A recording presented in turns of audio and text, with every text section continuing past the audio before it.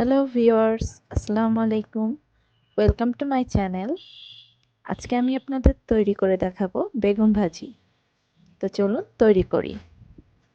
আজকে যে বেগুনটা আমরা ভাজি করব, এই বেগুনটার জন্য আমি যে বেগুনটা নিয়েছি সেটা 500 গ্রাম প্লাস ওজন। শুধুমাত্র বাংলাদেশের শীতকালের দিকে এত বড় সাইজের বেগুন পাওয়া যায় এবং এই বেগুনটা আমার শীতকালে এভাবে ভাজি করে খেতেই বেশি ভালো লাগে, কারণ সারা বছর বেগুন পাওয়া গেলেও সে বেগুনটা এই শীতকালের মতো কেন যেন টেস্ট পাওয়া যায় না।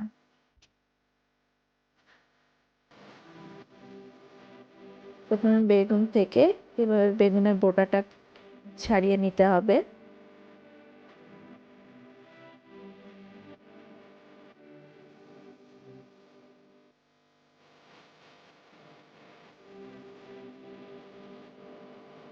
আমি চাকুর সাহায্যে বেগুন কাটছি, আপনারা চাইলে বটি দিয়েও কাটতে পারবেন।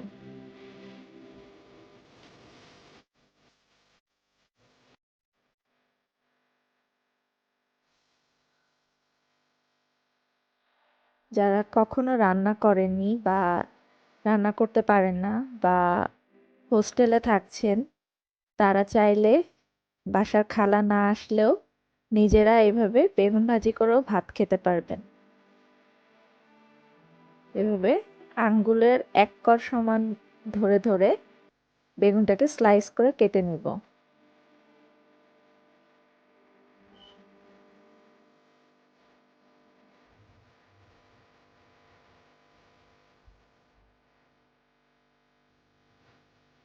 সবগুলো বেগুনকে কেটে এরপর হলুদ, লবণ এবং লাল মরিচের গুঁড়া মাখিয়ে নিতে হবে।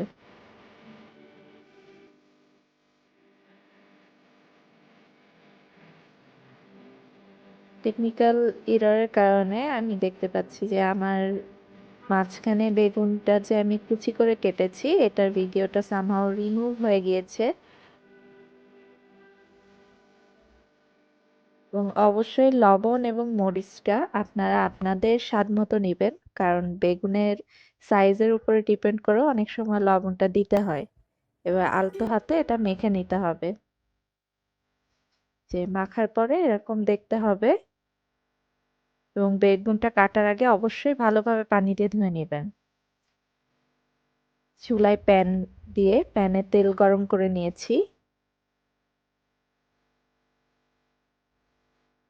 এবং বেগুন ভাজি করার সময় কোনোভাবে চুলার জাল লো হিটে আনা যাবে না বা মিডিয়ামেও দেয়া যাবে না।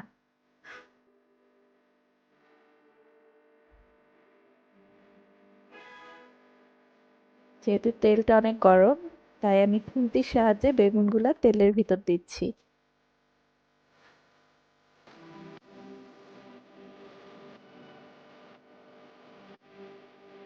এবার এক সাইড উল্টিয়ে দিব।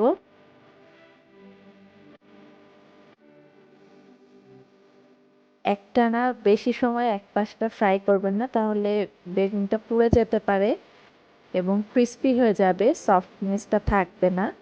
এজন্য এক সাইডে 2-3 মিনিট ফ্রাই করার পর সাইডটা চেঞ্জ করে দিলে বেগুনটা সুন্দরভাবে ফ্রাই হবে এবং ভেতরে খুব সফট থাকবে।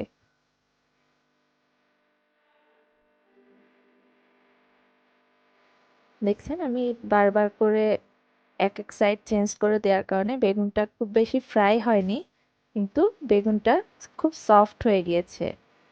এবার তেলটা ঝরিয়ে আমি বেগুনটা চুলা থেকে নামিয়ে নিচ্ছি। একইভাবে বাকি সবগুলি বেগুন আমরা ফ্রাই করে নিব।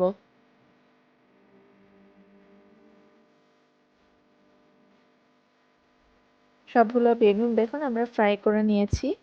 যে যে কুচি কাটাটার কথা বলেছি এভাবে একটু কুচি করে কেটে নিবেন, তাহলে দ্রুত ভিতরে সেদ্ধ হয়ে যাবে। আর আমার আজকের এই রেসিপিটি যদি আপনাদের ভালো লেগে থাকে, please like, share and subscribe to my channel. Thanks for watching.